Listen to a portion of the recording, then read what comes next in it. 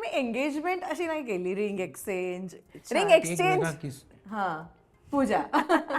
Yes. अगं नाही, आम्ही छान एक असा ऑस्पिशियस असा दिवस बघितला आणि आम्ही दोघांनी आत्ताच्या आम्ही रिंग्स घालतोय या रिंग्स आम्ही एकमेकांसाठी घ्यायला गेलो दोघंच.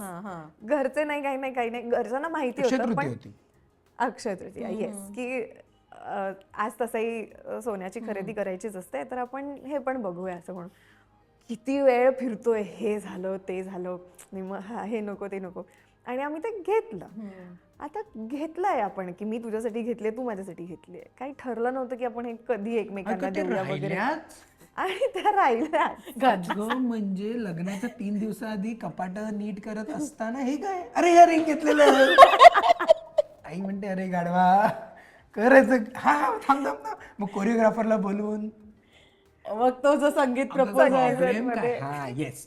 प्रॉब्लेम काय आहे, मी आयुष्यात मी दिवाळीत पण सोनं नाही घातलं. मला चेन बीनची सवय नाही. सो माझ्यासाठी सगळ्यात मोठी चेंज आयुष्यात हे अंगठ्या घालणं. कारण मला ना ते असं, मी घड्याळ, फक्त घड्याळ आयुष्यात, फक्त घड्याळ, टी शर्ट जीन्स घड्याळ किंवा काही शर्ट बीट असो, मला गोल्डची अजिबात फॅसिनेशन नाही किंवा चेन घालणं मिळणं अजिबात नाही.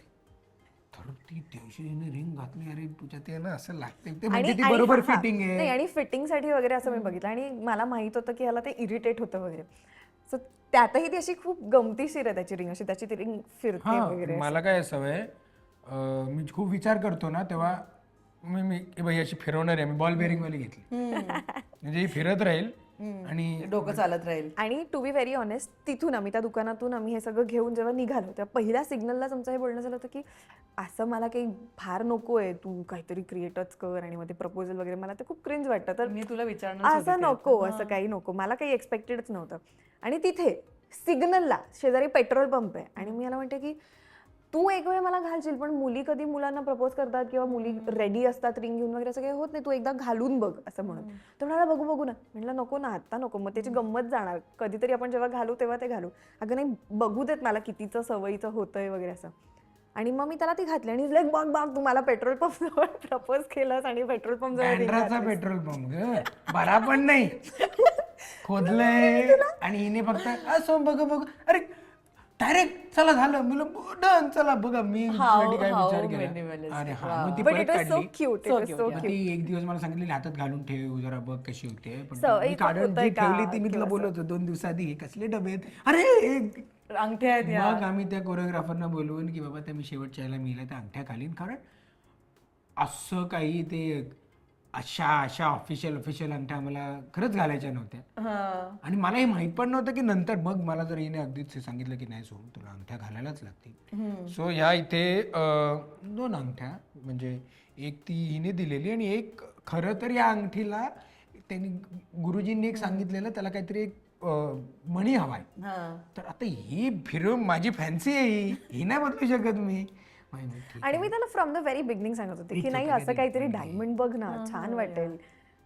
ते तसं डोळ्यात येतं, मला माझ्याच हात बघावासा नाही वाटत. जाऊ दे होत होतं की म्हटलं ठीक आहे, तुला जी आवडेल आणि जसं आवडेल तसं. पण असं सो म्हणून प्रपोजच नाही, म्हणून तुला बोललो की सुरुवातीला पण मी जेव्हा 9 तारखेला तिला ऑफिशियल जर आपण प्रपोज म्हणतो, तर मी ते सांगितलं की पूजा, मला तुझ्यानं काही लपवायला नको आहे, तुला माझे आपले एक साधारण बोलण्याचे पॅटर्न्स, काही गोष्टी एकमेकांच्या सवयी एवढ्या कळत असतील. सो आय होप की you are, and of course this will lead to a marriage, but I feel की this is how I want to lead my life with you.